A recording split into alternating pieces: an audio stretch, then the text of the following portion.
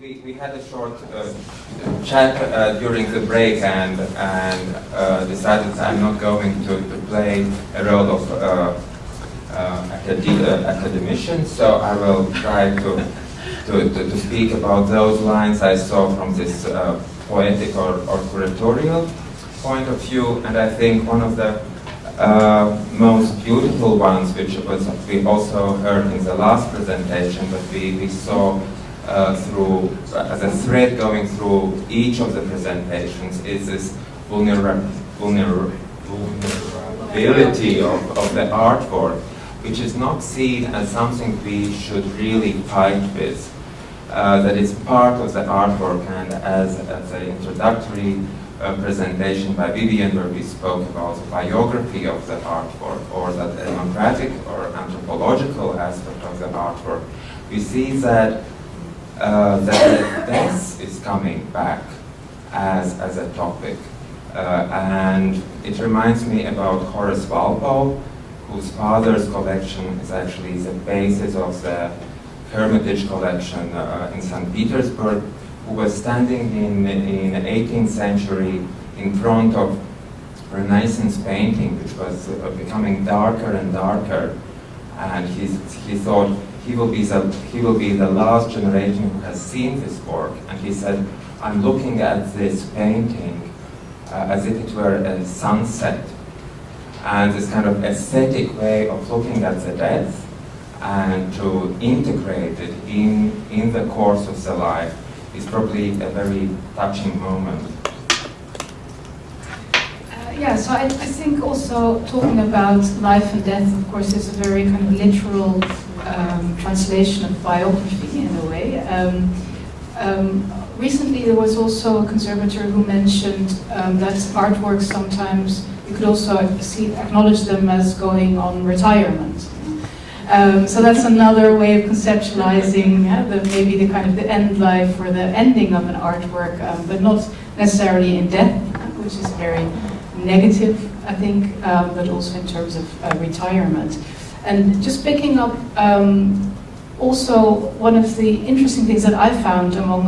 a lot of things, but this notion of compromise, which was mentioned by several of the curators, which I thought was very interesting because we didn't really talk about what then is the compromise between, but I think this notion of compromise in itself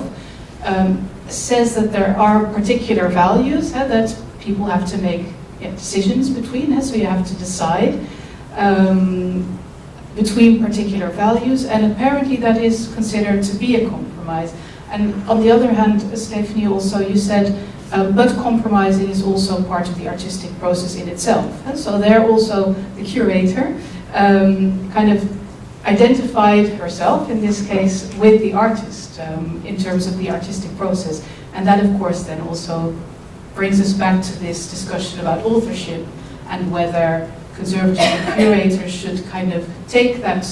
authorship or acknowledge that they have some kind of authorship in these processes, and maybe also make that visible to the audience, to kind of explain how these decision-making processes take place, and also what the role of the actors in these processes are. And I think yes, your project with this exhibition talking about these issues, actually making that a topic in itself for an exhibition, was a nice example of that. Yeah. And when the museum or the institution tries to explain those compromises or documents the process of negotiation and includes it in the exhibition, I think it's also brings in the discussion how the institution which represents those works can talk about what it will never be able to create as an atmosphere when it comes to site-specific works, like the tunnels, that you know that it will never be the 60s again, exactly as there is a generation which doesn't know anything about the events in Greece in the 60s, and they know just about the eternal debt Greece is dealing nowadays. So how you talk about those historical backgrounds, and do you have to remind about them, or that will be kind of like intrusion in the artwork with this kind of label texts and curatorial dictatorship. What else was there? Maybe I had another thing on my mind, and of course this synopsis is not doing any, how do you call it, it's not representing the wealth and the richness of your presentation, so we're just picking out a couple of topics that we particularly found interesting. One of the things that I also really thought, in terms of reconstruction, I kind of saw two different types of reconstruction, or maybe two different kind of ways in which people spoke about it. On the one hand, we had this notion of thinking through an object, so reconstruction as a way to think through the object, as a theoretical object, and also this wonderful example of the lipstick, and others as well, how creating, or like through recipes and through reconstructing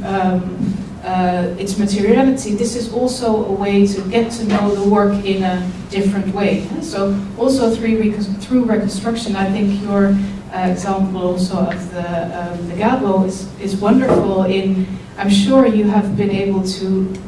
learn much more about the actual artistic practice through doing these reconstructions yourself. So going through the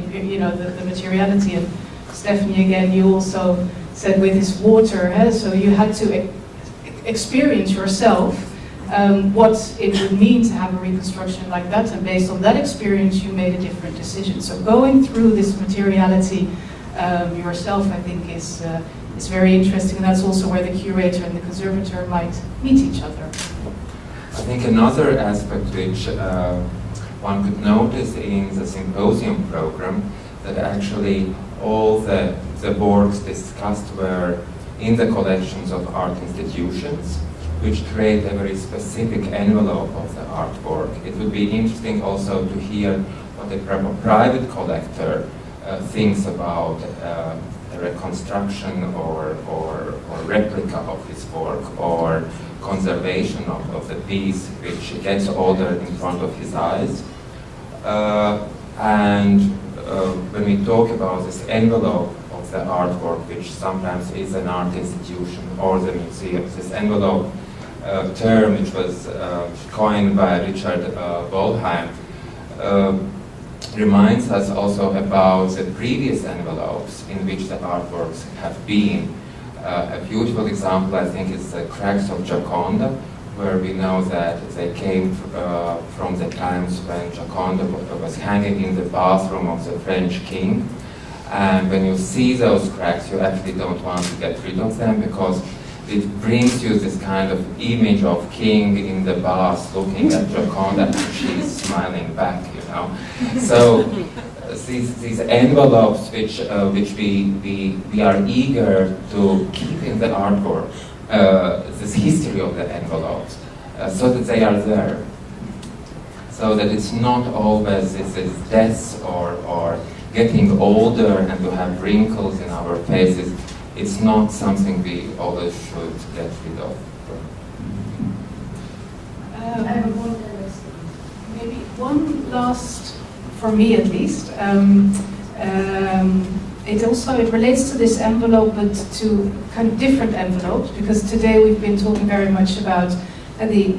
museum as an institution, and the logics of the museum, its ownerships, and but a lot of the kind of language that also came in from, for example, theater and music, so different logics, different envelopes maybe,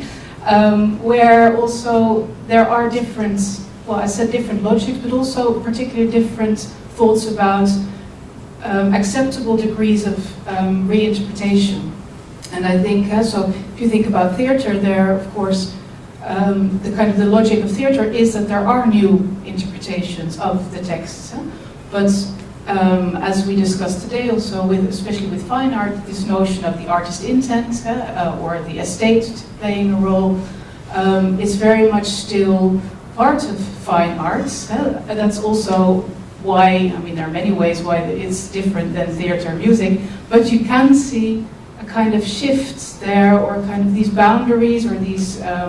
oppositions are, I think, becoming less and less clear as artists are also bringing in, like Tino Sehgal, bringing in the dance world into the museum. So there are these crossovers which I think really have an impact on how we think about conservation and how we think about fine art in this context. Yeah. And ourselves. Probably the organizer of the symposium could say the goodbye words before we rush to the line. Maybe because we still have the microphone, maybe we can also use this moment to thank the organizers, I think on behalf of all of us, but it was really wonderful.